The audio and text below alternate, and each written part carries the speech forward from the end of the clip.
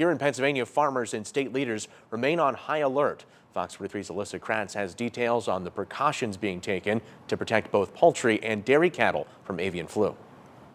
At the Pennsylvania Farm Show, poultry can only be seen in photos. These cages are empty, an effort to protect the birds as avian influenza continues to spread. This is something serious. This is something that affects our food security. The disease outbreak started in 2022. There have been no infections in commercial poultry in Pennsylvania since last February. We are really trying to be proactive.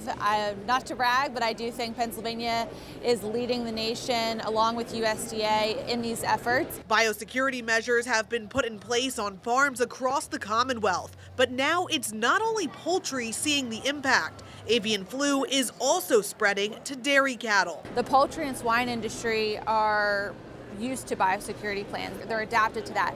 The dairy industry, I think, is still kind of catching up to the game, and they have to catch up pretty quickly because HPAI isn't slowing down. Sharon Nolan owns Dream Knoll Ayrshires, a dairy farm in Chester County. I'm not really too worried about it.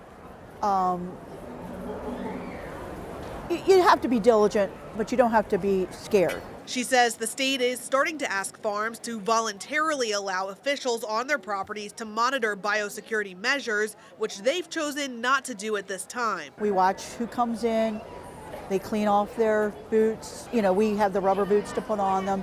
We're very careful with our animals when we're showing them. Experts with the Pennsylvania Farm Bureau say the biosecurity is just as much for the safety of humans as it is for animals. Making sure that everyone working with the animals is kept safe. To date, there have been no infections in dairy cattle or humans in Pennsylvania. Alyssa Kratz, Fox 43 News.